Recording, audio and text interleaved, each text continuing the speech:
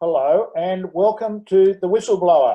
This is the program for the water polo community that focuses largely on refereeing, arguably the most important facet of our wonderful game. My name is Ian Trent and joining me is today's brilliant panel from a place they can swim but they cannot sunbake, Bondi Beach.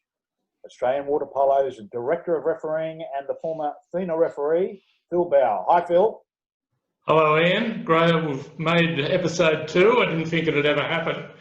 And you can now sunbake and run along the beach at Bondi. Can you really? Yes. Okay, that's fantastic. Were you down there today? I went for a walk yesterday. Beautiful. Along the beach. First time in 2.5 months. Good feeling. Now, from a place you can self-isolate from your neighbours very easily, but at the same time you're permanently isolated from the rest of the country. I'm of course speaking about Perth, and he's the Australian men's team assistant coach and the coach at Wace. A big hi to Paul Oberman. Hi, Paul. Hey, Minnie, how you going? Okay, you're not offended by that intro? No, we're allowed to swim here. Perfect. We're back in pools. What can I say about Brisbane? They'd do anything for an NRL grand final, but that is not going to happen in our lifetime. Australia's newest Olympic referee and the Queen of the Mermaids, Nicola Johnson. Good evening, Nicola. Good evening, Ian. How are you? Oh, excellent, thank you. Now, That's you've got good. a new job, haven't you? I can't see you, but you have a new job? Yes, I do. I have a new job as of February this year, working with Water Polo Australia as their Pathways Manager. Okay, and what does that entail? It entails working with different people around Australia, all the different stakeholders, in trying to put into place some clear and transparent processes to allow athletes to develop from grassroots through to sharks and stingers, if that's their aspiration, or whatever other pathway they wish to be looking at. Fantastic. Now, do you know anything about Volunteers Week? I do. We're in Volunteers Week this week. Correct, and that's why I brought it up. Tell us about it. Lucky I knew about it. Tell us about it. So Volunteers Week this week is recognising across all different sports, not just water polo, all those unpaid people that give tirelessly of their hours, weeks, months throughout the season, making sure that the game that we all love so much goes smoothly to playing. Fantastic, and they do deserve it. Okay, this is the Whistleblower, and we would invite everybody who's watching to please ask a question of the panel, and our special guest coming up, Liz Weeks. Danny Flav's coming up as well with Game Time, all about refereeing. Any questions you've got, you see that little Q&A box at the bottom of your screen. Press it and start writing a question. If you don't want to be identified, that's okay, but it's better if you are. And that would be absolutely fantastic. Makes the show a lot better, but we've already got pre-show questions, so be it. Now, Phil, we also are on Instagram. Tell us about that. Yes, Ian. So we have an Instagram page called Whistleblower Polo. We've now got over 200 followers. We have an email account, whistleblowerpolo@gmail.com. And you can also contact us, ask questions, make comments through any of the Water Polo Australia social media sites. Fantastic. All right, and we've got that, and we've got a new email. Can you give us the address? I did, but I'll do it again. Sorry? Whistleblowerpolo@gmail.com. My screen went off, so I was temporarily waylaid. I'm sorry about that, Phil. Okay, so everybody got a question, got feedback about the show, please let us know. Okay, a couple of items here. We've had a couple of water polo people who have passed away in the last week or so. From South Australia, Lynn Martin. I know Jess reasonably well, to say good day, and we've talked about her coming up to Sydney on occasions in the past, and that was her uncle, and you knew him pretty well, didn't you, Phil? Yes, I did. It's also Matt Martin's father. Matt's international player and a referee, current National League referee. Yeah, he was a great guy. did so much for South Australian water polo. That was very sad. Also sad, John O'Brien, a former Olympian from Melbourne, and he passed away too. Did you know him? Yeah, when I was young, I knew of him. I saw him play. A dual Olympian, Ian. Right. Dual Olympian. Did a lot of work for Victorian water polo and also for Australian water polo. Paul, you've got some news, hot off the press. Probably a couple of days old, but Joe Kays unfortunately won't be returning back to Pro Reco this year. However, the good news is that Aaron Younger's very, very close to signing at Pro Reco. So there's some really some exciting moves. I believe Joe's still looking around in Europe, and could be a spot over there for him somewhere. With all the worldwide pandemic, what's the money like in Europe now, Paul? I probably can't give you a figure. I would suggest that they're looking at. Well, I know in Hungary and a couple of other places they're looking to have. They've cut their season, but having a cup type season during the summertime. Looking to restart a little bit later in the year. So money wise, not so sure. Yeah, as I say, can't give you a figure, but one big one. Elvis Fatovic is not coaching Pro Reco. No, which is good. Okay, we'll come back to the national team a little bit later in the show and talk lots more about your neck of the woods over there in Western Australia. But right now, it is game time.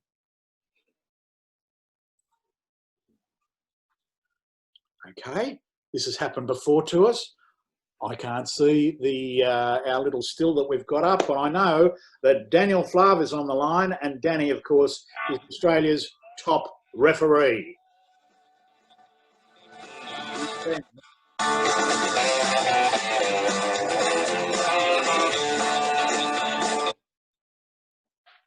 Okay, that was the intro music, I'm sure, and not happening. How about Daniel? Press that right button, Daniel. Yeah, I'm hopefully on. Minnie, have you got me? Got you now. Okay, today I'm very hopeful we're going to look at a whole bunch of videos, and the topic of the day is impeding the drive. Now, would you rather us just go through the video straight off, Dan, or do you want to explain about it? I think, Minnie, we'll go to the video and we'll have a look at those and discuss those as we go along. I tell you what, I'm really hopeful that we do. Okay, let's see how we go. And the maestro pressing the buttons. Let's go. These are good videos too. Had a look at them during the week. And I'm not sure that that's happening. No. Okay. So while that is not occurring, and we really do need the videos. It is playing, Ian. It's up and running now, Minnie. We can see. I have not got it on my screen. Okay. Well, take us through it, will you, Danny? Love to, Minnie, but unfortunately it's not actually moving. Okay. Oh, here we go. Here we go. Not moving on my screen at all.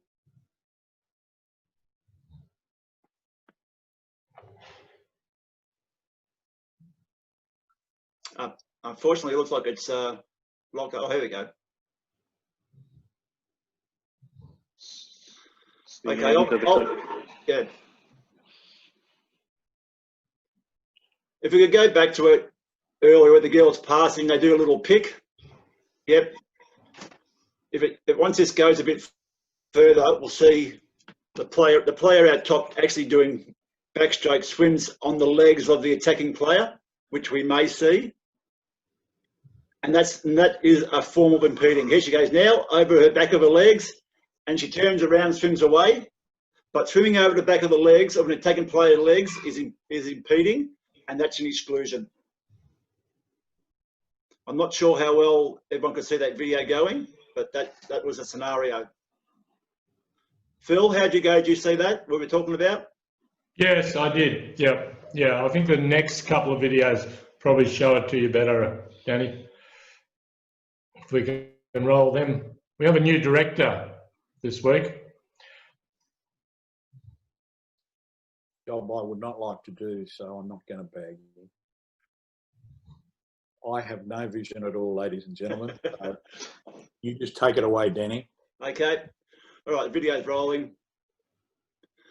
Okay, what we had then was a girl driving inside on the left-hand deep. The defending player actually grabbed her hand, grabbed her arm, part of her bathers, impeding her from attacking the goals, exclusion. You see the same one, Nicola? On the left-hand side. She starts to drive in now, with the light on her. And she's about to drive. Here she goes. She gets inside water. Defender grabs her arm there, holds her bathers, therefore impeding her going towards goal, exclusion. And it's an early call, Daniel? Yep, early call. As soon as the ref seen her grab her arm, call straight away. No advantage, holding, exclusion. And what I think that's the key part there. Is that right, Daniel? Where the attacking player has immediately lost the advantage. She's lost that spacing ahead. Yep. Once you lose your advantage, that's where the exclusion comes, or if it's a contra foul, that's where the contra comes. Once you lose an advantage. And if the player with the ball had been on 4 metres ready to shoot, that's the only time you'd play on? Yes. Yep. Because cross pass goal. But in that situation, the ball was down deep, didn't look like the pass was going to come across. She got grabbed on the arm straight away. Good call by the referee. Danny, can you just elaborate again for our guests tonight about that playing of the advantage? If there's someone on the 4 metre about to shoot, not calling that because of the probable goal? Yeah. I think a lot of referees have difficulty in understanding, I've seen it, but do I call it or do I not call it? In that situation, this is where the referee needs to put themselves in the position of the player, become another field player. And if they were expecting the pass, then they for the shot, they let that go. That's the advantage play. So if it's going to be a cross pass and you've got the break, you let that go. But because she was so close inside, with all defenders around her as well, when she got grabbed early, exclude early. So once again, Danny, it's what we spoke about last week, referees knowing about the game, not just about the rules, Absolutely. but about the game. The referees need to read the play, or as we say, be that 7th field player in the water and know what's going on around the players.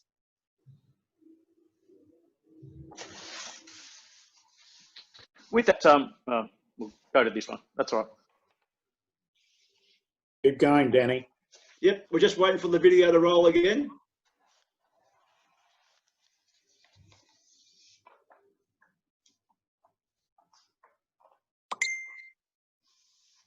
Okay, what we've got is a short drive on the left-hand post. The girl actually gets inside water, and the defender turns around and puts her hands up, but her body is actually leaning on the attacking player. So that's another form of impeding. Any use of your body to get an advantage or to hold an advantage is an exclusion. And we'll see it again, hopefully, in this video on the left-hand drive.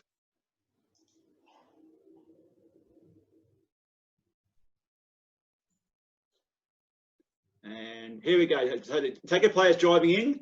She now gets inside water. Defender rolls on her back and puts her back across the body and the legs of the attacking player. That's an exclusion straight away. That's a form of impeding.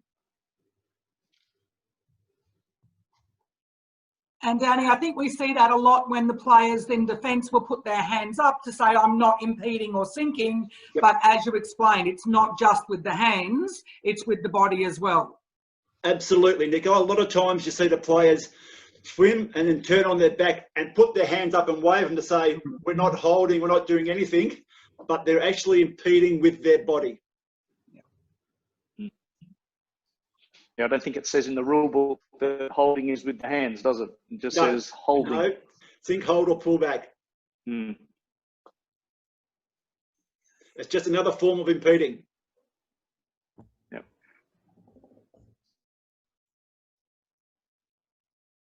Okay, have we one more? I've got nothing, so keep going, Danny. Yep. Okay, we're just waiting for the plate for it to keep going. Okay, what's going on there is the attacking players are driving into goals, and the defending player, which is directly in front, is pushing back with a hand each time the attacking player is starting to drive through. That's taking the advantage away of the attacking player or slowing her down, which is another form of impeding the player from attacking the goals. That's an exclusion. I think in this clip, it actually wasn't called till later on. So there was a couple of impedings in this clip we could call. In the end, the ref got it, but there was a couple earlier.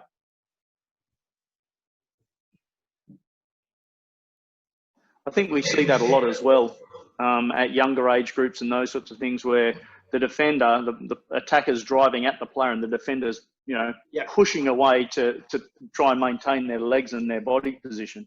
Exactly what we just seen there, Paulie. That's exactly what you just said then was exactly what happened. The defending player was just going backwards, but just pushing to keep their distance. That's impeding. That's an issue. And nowadays, with a new TWPC, what used to happen, we were a little bit lazy, and we actually gave the defending player a chance, maybe one or two pushes. Now, one push, exclusion straight away. We don't give him anything. So the incident on the screen, Danny, and I think it happens a lot, you have one team playing a very hard press, and there's probably 4 or 5 incidents within 2 seconds where there could be a kick out. Does this put a lot more pressure on a less experienced referee to not blow anything? That's a good question, Phil. It's very, very hard because there is so much going on. The referee might decide, I'll let that one go because this other person might get the drive inside water. Unfortunately, the more we let it go, the heavier the game becomes. So as soon as we see the first impeding or the holding, we need to exclude that straight away. And the quicker we do it, the quicker the game will become not so much a wrestling match, but more of a driving match. So if we get them early, exclude them early, hopefully they'll stop doing the impeding. And Danny, your advice to the younger referees and the less experienced referees, continuing on the point you've just said, if the players don't learn, that they keep doing it, it doesn't matter if there's no players left, or do they back off? Absolutely, Nicola. No, we never back off. On the young referees shouldn't either. If they see something, they need to call it, because what players are very smart. If they get away with it, they will keep trying it, and then it will get heavier and heavier. So as referees, inexperienced or experienced, we need to call those impeding fouls straight away to clean the game up. Annie, my technical director has cleared up my problem. What video are we up to now? Number? I think we've done the 4 videos. Well, we should have one photo, Phil, of a head-high contact, which we'd like to talk about. That's next. Okay. Yeah.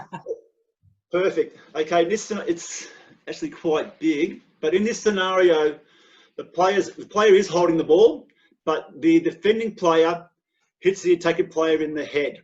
So any contact of the head, holding the ball, not holding the ball, incidental, accident, however you want to call it, has to be an exclusion. Because I'll go back to, as we just said before, players are very smart. They can make head contact look like an accident. It doesn't matter. You know, players go up and they go to defend, but they smack him in the head and they say, oh, sorry, I didn't mean it. Makes no difference. Any contact to the head is an exclusion. From behind, front, side, doesn't matter where they are, it's an exclusion. And the Danny, what about if that player's about to score a goal? Yep. Do you let him take the shot? Do you give a penalty? Okay, good question. Okay, depending on where the player is the player inside 6 metres and he's got the ball in front of the cage, and he's got great position. He's up high, and the defending player has just hit him in the head, but having grabbed his arm, we could let that go. But at the same time, which is very hard, this is why it's very hard for inexperienced referees as well. If we can tell that that shot's not going to go in the goal, we play the penalty. So, Daniel, at the watching the AYC, probably at the under 12s level and helping out some of those younger referees, Yes. we often saw some eager players chasing a ball, and there was, you know, an accidental arm to the back of the head as they're swimming, those sorts of things. What should the referees call there? Because you're saying if it's Once accidental, it's an exclusion, but...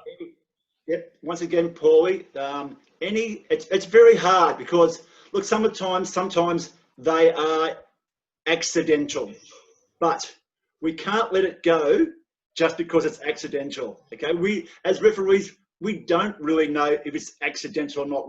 They can make it look accidental, and under 12s, under 14s are a little bit clumsy. But if we call the exclusion straight away for head contact, I'm sure their clumsiness and their accidental hit of the head will soon stop. How hard is too hard, Danny?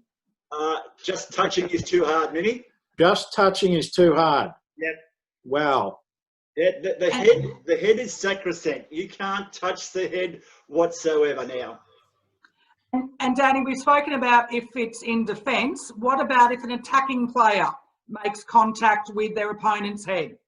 Yep, attacking player, it's the same thing. We don't differentiate between attacking or defending. It can't be a contra foul. It has to be an exclusion as well. In defence, in attack. And I think that's an important thing because it's probably one of the only reasons, if you're in attack, or one of the very few reasons, that it would actually be an exclusion, not just a contra.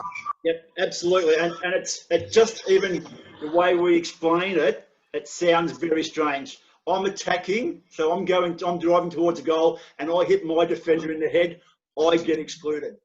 Unfortunately, that's how it is. Once again, you can't touch the head. Exclusion all the time. At all. At all. Okay. Well, I'll change the way I referee. So, you know, sometimes you think, just a little glancing. Haven't seen that yet. Me refereeing? Yeah. No, you don't want to either. And it's very hard, Minnie, because a lot of times the referees do say it was an accident, or it wasn't that hard as you said. We can't do that. We can't let that go. Any touch to the head, exclusion. What about in Europe? What do they do? Is it the same? Absolutely. Now, any head contact is exclusion. Danny, I'm just seeing a question that's been asked by one of the viewers. What if it's a follow through on a shot and the defender is in the way? I think you've answered it, but to answer the question for that viewer. Yeah, unfortunately, it's head high contact, has to be an exclusion. Thank you. Okay, thank you. There's another question there, Danny. Is it harder to referee men or ladies? Absolutely harder to referee ladies. 100% harder. Yeah. And sorry, Nicola, can I just talk to the audience for 1 second? It's going to be much easier for us guys if you forget about the chat button down the bottom and go to the Q&A button and put all your questions on that, because that's what we're looking at. Thank you. Go, Nicola.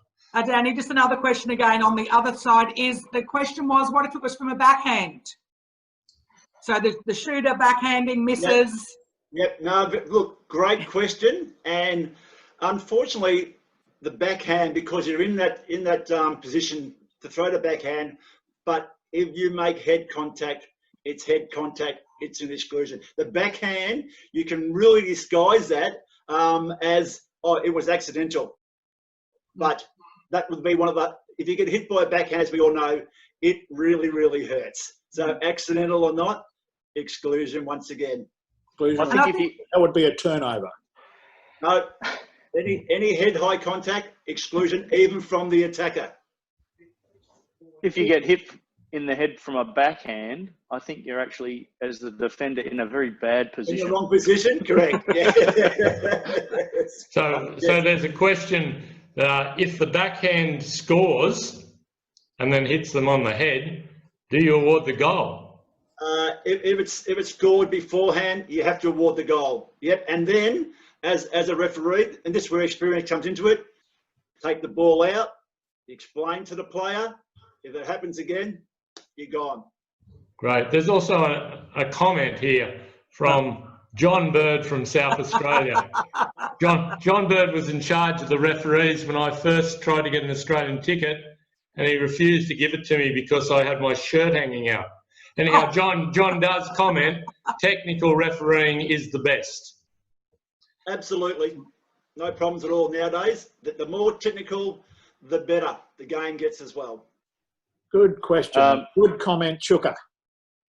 Chuka, this is Paul Overman, my roommate from 1987 World Juniors. There you go, everyone.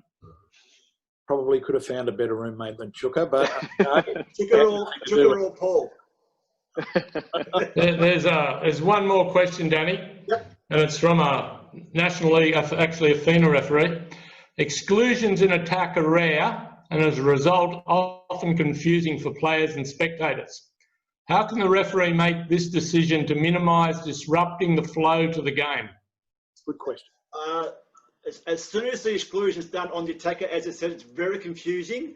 We have to make sure that everyone in the whole stadium knows that that defending player has been hit in the head.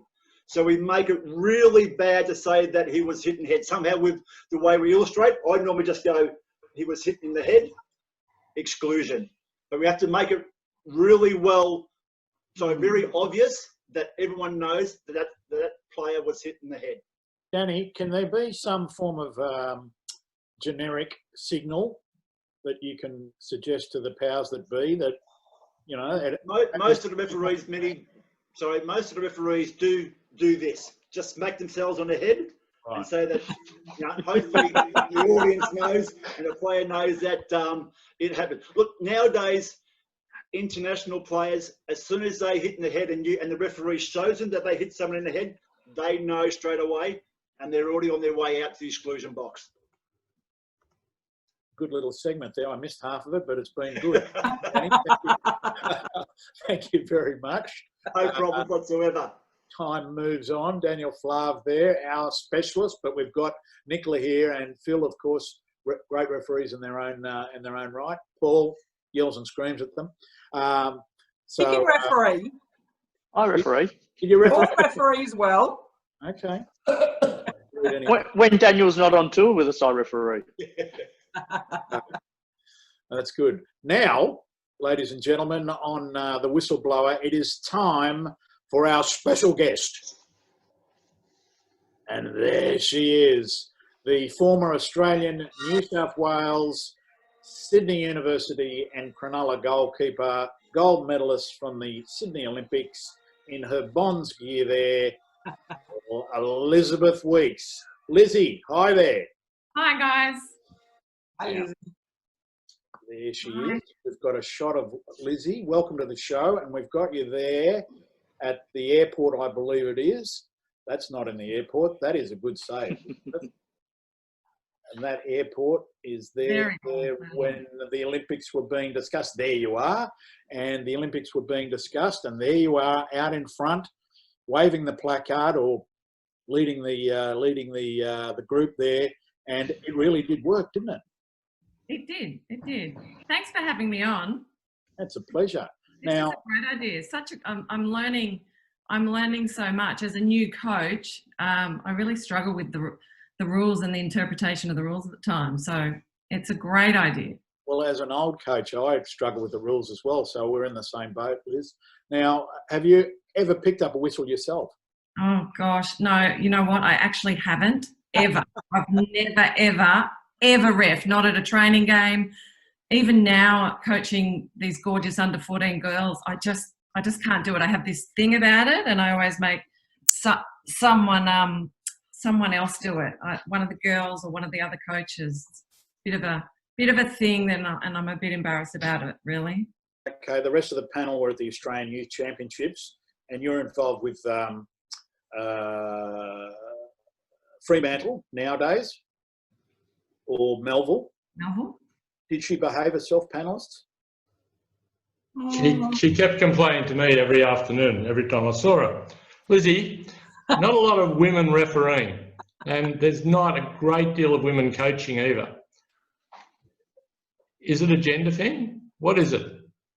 Look, no, there's certainly not a great deal of women coaching at in significant coaching roles, but there's a lot of women out there at grassroots levels coaching. I mean, there's so many, bumping into so many old teammates coaching daughters and sons, and there really is, there is a lot of women out there in those roles. But look, I think for a lot of women not being in those significant coaching roles, there hasn't really, it is a bit of a gender thing. There haven't, I don't think there's been a lot of opportunity. I mean, I know there were quite a few women involved, well, some of my teammates and some women around the Sydney 2000 team that have put their hands up to coach in some significant roles, and they haven't actually been given the opportunity. I think in the past, water polo has been, you know, we all know it has been a really male-dominated sport, and not just in Australia, but of course overseas as well. And you know, a lot of there has been a bit of a culture of jobs for the boys in the past, and I think that's been really tough.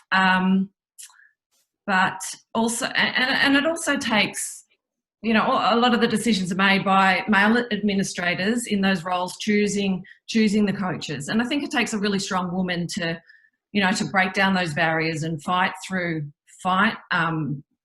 those sorts of positions. And then you've got to have, I think another big factor is you've got to have a lot of support. Coaching is such an incredibly time-demanding role, and training times often coincide and interfere with family obligations. And particularly if you're a mum and you're the main carer for your kids, you've got to have a lot of support behind you. And that could be sport, you know, a really supportive partner, it could be a really supportive a club or state, or you know, from Australian Water Polo. So I think support is a massive issue too. You have it? So, Lizzie, if I could just pick up on something you're saying there. You're talking about significant roles for women, and I assume from that you're talking about Australian coaches, etc.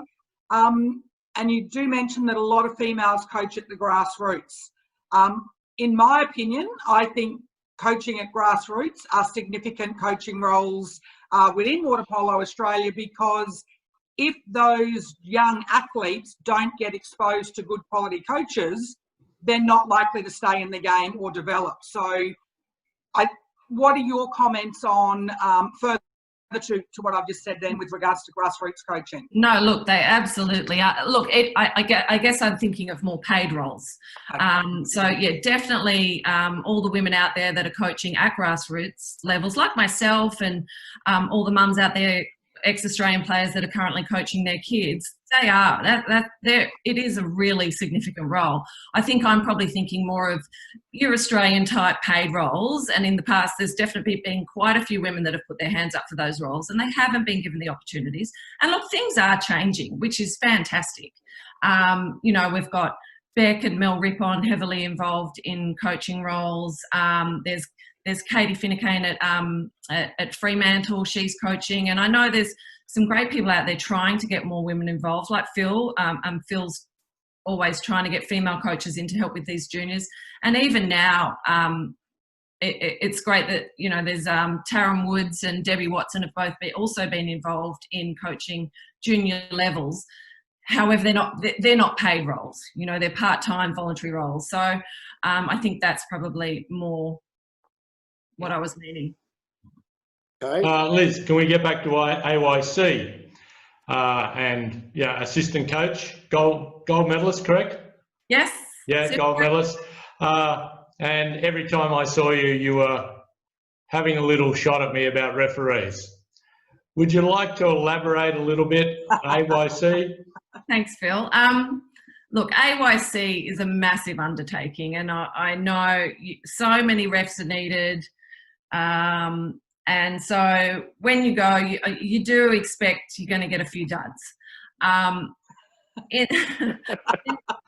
You know, Say what you think. I usually do.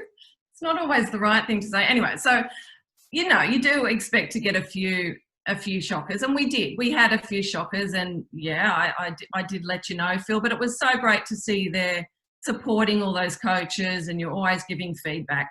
But it is actually, look, we had some great coaches too, but the thing I just find so hard is, you know, when a lot of those kids are still learning themselves, so when they get kicked out for something that I think they shouldn't have been kicked out for it's really hard to, I find it really hard to explain it to them sometimes, and I don't like to blame the ref. It's not something, you know, I ever like to do, but sometimes you sort of have to go, oh, yeah, I think the ref was wrong. You know, you have to, maybe not in those words. So I just find that really hard. But in saying that, we had a great ref in our final. I think, you know, when we beat Nicola's team, I'll just get that one in there. When The referee's always good. little Melville mongrels beat Nicola's gorgeous mermaids. So we had a great ref, but I think she was from Perth, actually. There you go. I think also, Lizzie, there's certainly back here in WA, we have a lot of beginning referees, and I think you did a great job. The one time I happened to be delegate on the game, and the girls came out questioning, and whilst it's a very young referee, you did the right thing in trying to explain it, and then asked me then to come and explain it, you know, as well. And I think, you know, sometimes not having your coach, but, you know, the referee or somebody involved with the referees explaining, you know, what it is or the interpretation certainly helps, you know, coaches and those sorts of people, and especially the athletes, to understand what the referee was probably calling them. Yeah. Go on. No, I was just going to say, it's great. It's great having you around, Paulie. I mean, you coached my daughter's last game over here in Perth, and you were great. Yeah, coming up to the girls at the end of the game to explain things. They learn so much more from you guys giving your interpretation, and that's actually really helpful. Okay, I have a question, Liz, from young Daniel from Stanmore. I wonder who that could be. Were you more nervous on the bench? Were you more nervous on the bench for that game at the Australian Youth Championships or at the Olympic final? Because it's pretty nerve-wracking on the bench. It's really nerve-wracking on the bench. I actually think it's harder to watch as a parent or a coach than it is actually being in the water. It's really nerve-wracking. Realise that. I've got a comment from a couple of people. Woohoo Lizzie, and another one, go Liz, and another one, hi Izzy, photo bombing your mum. I didn't see that. On this show. I think she's here. She was before. Oh, okay. Okay, your son Ben was refereeing, wasn't he? Yes. Oh, yes. Before we left Sydney, Ben did that great little refs course that Balmain run at Dorney, and he had the lovely Phil Bauer as a mentor, and he loved it. So he did a bit of reffing there, but he hasn't had much time to do it over here. Life has just gotten a bit crazy for him. Okay. With rowing Dad's passion, as well as throwing in the water polo and he's juggling a couple of sports and academic stuff. So he's probably the most time poor person I know. Lizzie, before we get on to your career, and I know everyone else is going to have a lot of questions about that, when you were in the Australian team, leading up to 2000, coached by Istvan Gorgenji, did the players or Istvan talk about the referees before games? Did Istvan worry about the referee and what style, did he change styles of play Was the referee important to your leader? I can't really remember him talking too much about refs in the pre-game meeting. Maybe the other girls would remember something different, but I do actually remember him. You know, we might be playing a game, and then at quarter time when we came over to the side of the pool, I do remember him saying, you know, these refs are killing us. But he said, what we're going to do. He said, so we're going to keep doing this. We're going to keep moving, and we're going to spider, and we're going to keep playing our game, and we're going to. So he did mention the refs, but I can't remember them being a significant thing in our pre-game talk. So it was all about the process for your team. Yeah, it was all about the process. Refs didn't come into it. Not that I can remember, and like Right. I said, maybe the girls would tell you something. I mean, after all, I was just there to stop the ball, wasn't I? Sometimes I switched off, maybe, and just, you know. Okay, yeah, can we take it back into the time tunnel? Yeah, now you're from Main Bar, or it was From the Shire. from the Shire? No, across the water there, Main Bar, and Yes, but it's part of the Shire. yeah. And you went to Fort Street High School, Yes. which is just near me. I'm Miles at away. My wife said, "Why didn't she come and flat with us?" How do you get from Main Bar to Fort Street High and home every day? Unbelievable. And do your training, and and B, when you go to Fort Street, you're reasonably intelligent, let me say. And how'd you do it?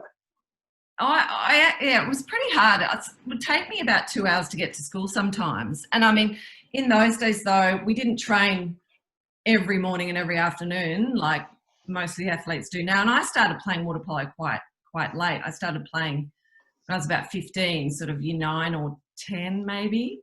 So yes, I was training, but I wasn't training, 4 hours a day like I was pre-Olympics. So it wasn't too bad, but you're just super organised, I think. You must have been. Okay. Phil, anything? Yeah. No, I'm still here. I was just thinking where to go with this, but Liz, you're very famous, and we saw the photo of you meeting the IOC, the International Olympic Committee, at the airport dressed in your Speedos, Australian Speedos. Do you want to run us through that? Yeah, I can do that. So I'll probably go back a little bit first. Should I? Yeah. With that, maybe, I don't know, there were a few sort of things in my Olympic journey, I guess, that got me to that point. I started playing when I was about 15, and around the time when I was 19, I'd made the state team. I'd been in the state team for a year, and then through that I'd made the Australian squad. And then you were the state team coach, and around that time you came along and you actually dropped me from the state team. And I remember thinking my whole world had ended and that I wanted to play for Australia, and you'd just ruined my dream and all this because I was no longer in the state team, so I could no longer be in the Australian team. But it was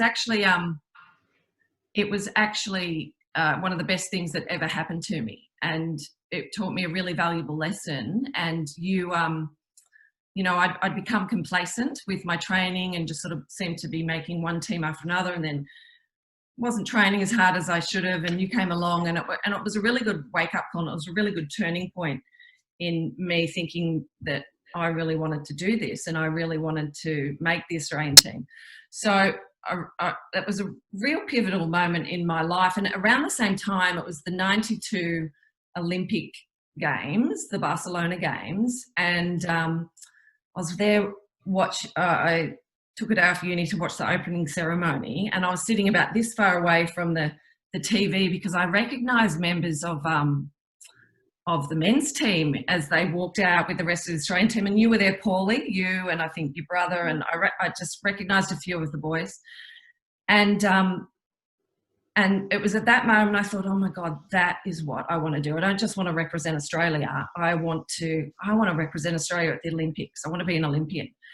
Then, of course, that horrible realisation hit me that oh my God, there is men's water polo in the Olympics, but there's not women's. And at the time, I knew all the current Australian reps because I was training under them. I mean, Karen Wade was in the Australian team. She was teaching me how to be a goalie, and she was my role model. And I just sort of, it just made me feel sick to the core that, well, the boys are there, but, you know, Karen's not there, and Kerry's not there, and Jackie Northam's not there, and they're not there just because they're women. So that also really hit home. And then I eventually made the Australian team in about 95, and it was 95, and we became world champions that year in front of a home crowd in Sydney, and David Neesham was the coach.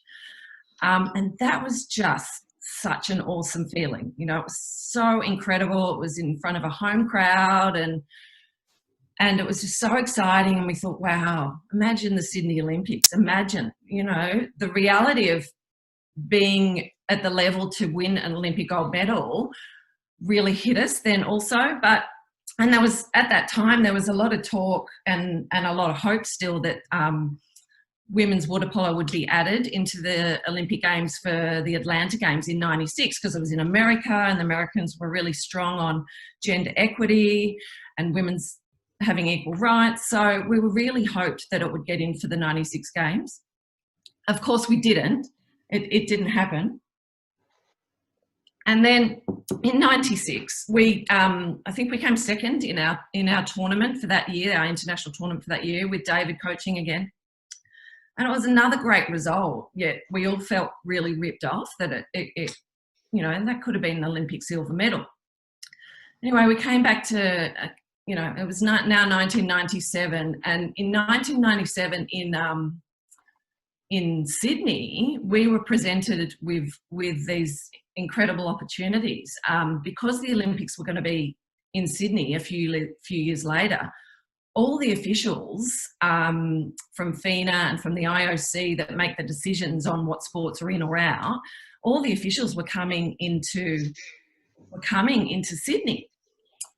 And so we were presented with these unique opportunities. And I think because of the devastation of the year before of missing out on going to an Olympic Games, I was really keen to get involved in the fight to get women's water polo into the Olympic Games.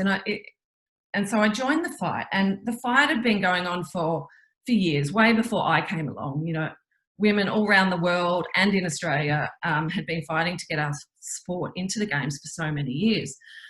But I was quite close to, I had a wonderful mentor. I had Pat Jones, and Pat, as you know, she had a few daughters who all represented Australia, and they'd all since retired. And Pat was really passionate about trying to get women's water polo into the Games. And Pat was clever. She sensed all these opportunities. And I had Pat in my ear saying, Lizzie, the Mustafa Lafui, the president of FINA, is coming into Sydney on this day. She said, you should do something. You should organise a rally. We need to make some noise. We need to let the public know how terrible it is that there's men's water polo in the Olympics and there's not women. So Patty said, you should organise a protest at the airport. You know, get the girls together and do that. So, and I was like, oh, okay, yeah, all right, I can do that. That's a great idea, Pat. Okay, so I got the girls, organised the girls from training. There was quite a few of us, like maybe 30 girls, I don't know, and it had to make an impact. So we're in our cozies and, you know, water polo caps at Sydney Airport, which is just such a great look. And we just felt really stupid and, you know, shouting our messages. And that message was, you know, what do we want? The right to compete, and when do we want it now? Anyway, we made a bit of noise. Sadly, we didn't get to speak to the president of FINA that day. He got wind of our process and was whisked out the back of the airport. But Pat again was in my ear, and she said, "Oh, Lizzie, there's an IOC." Pat had a lovely a journalist friend feeding her this information, I think, and she said, "Lizzie, there's an IOC press conference in town in 2 days' time. She said, you've got to go. You've got to go and gate crash this press conference, and you've got to give Mustafa Lafouie this letter stating our case of why women should be allowed to compete at the Olympics alongside the men. And I was like, oh yeah, okay, I can do that. Yep, I'll do that. Didn't really know what I was about to do, and tried to rally sort of a few more of the girls up again. And for various reasons, not everyone could come on that day, but a few managed to get there. Vet Higgins, Rebecca Shepherd, Kirsten Binney, and myself. And so there wasn't many of us. So I dragged my dad along and my gorgeous sister. And so we went to this press conference, and I didn't really know what I was going to do. And I was so nervous that I was about to walk in on this press conference and demand to these officials that we be included in the games. And I was so nervous, probably going to cry here too, sorry.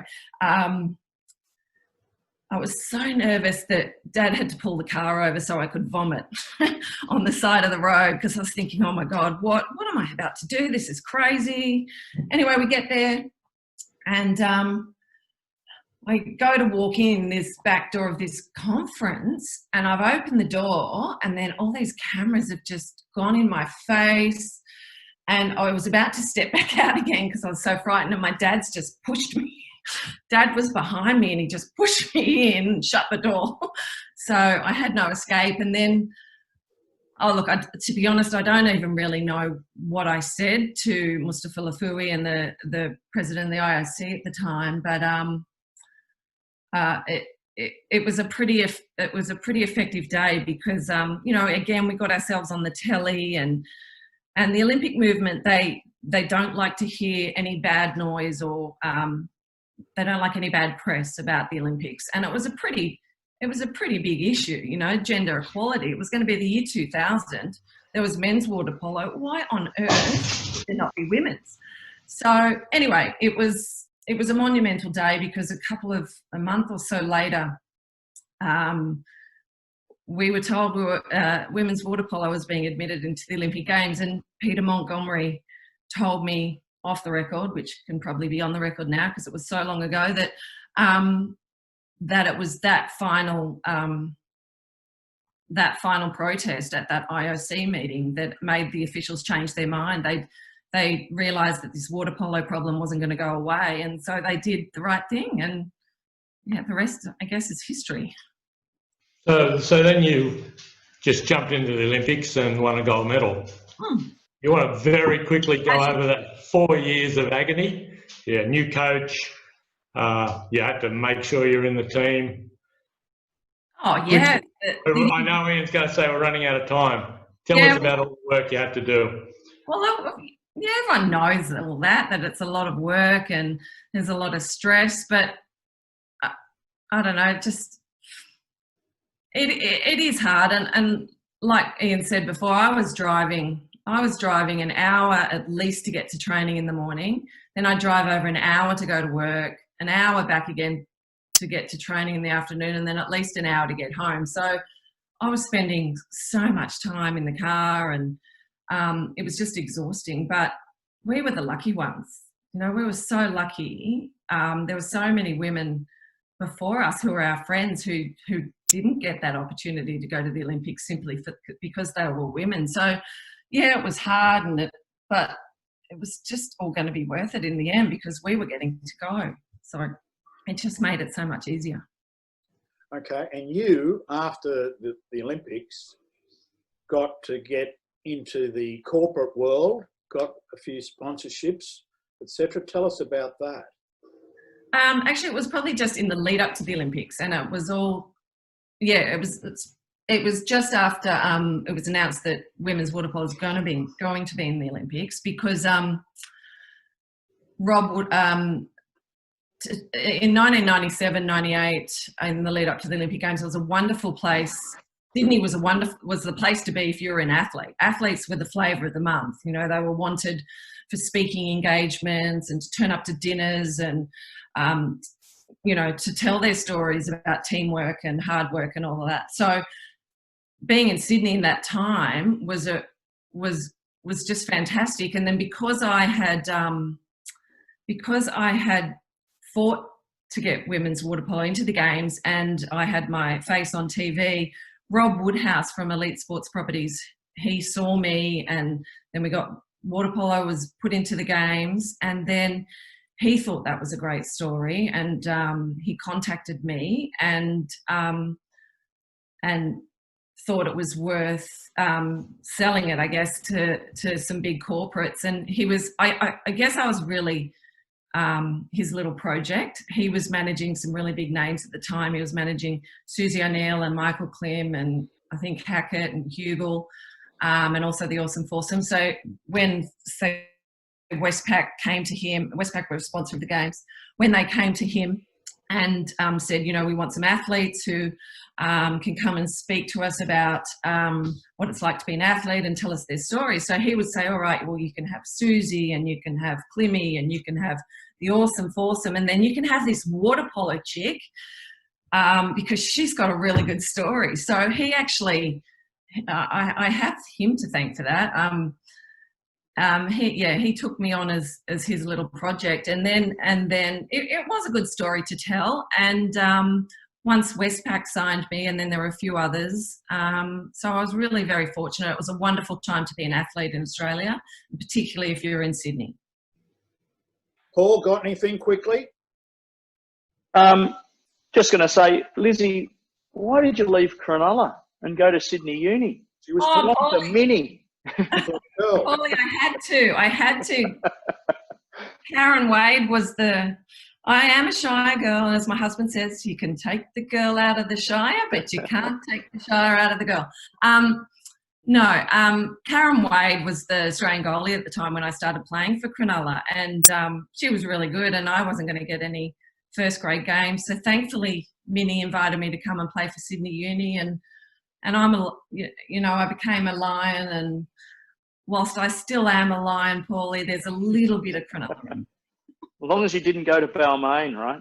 No way. No way. What a hope in hell. Nicola? I mean, but who would have thought I'd be at Melville? I know. And married to a sandgroper. You're there.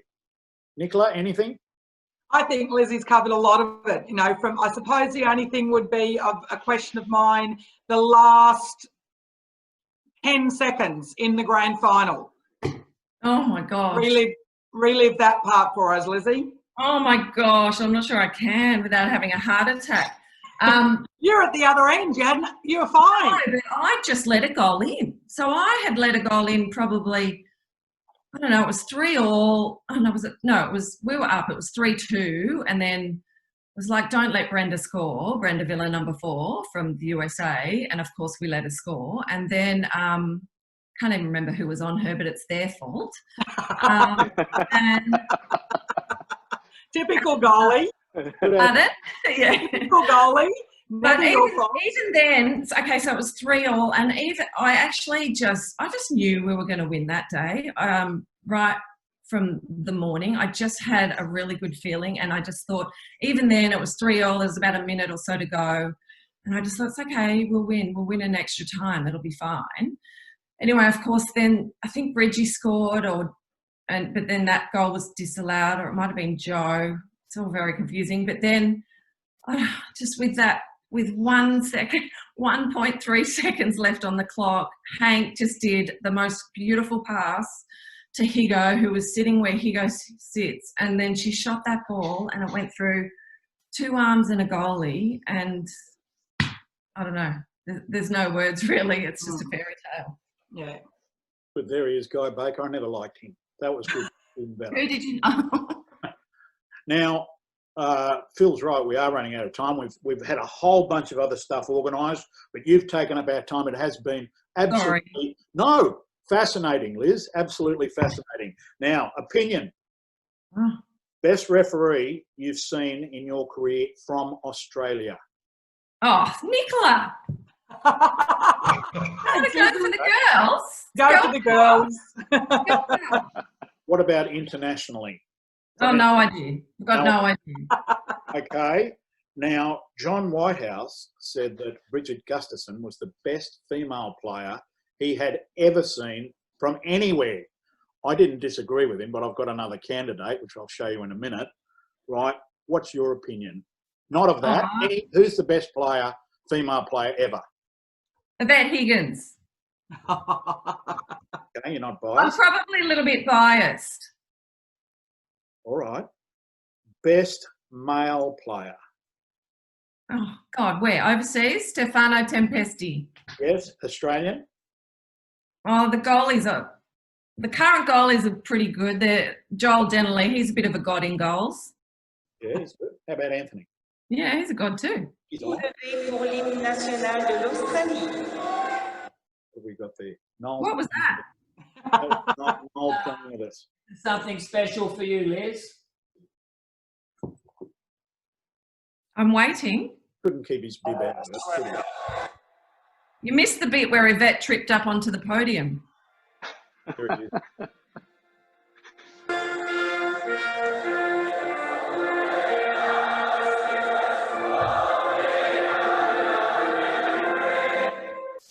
Everybody stand.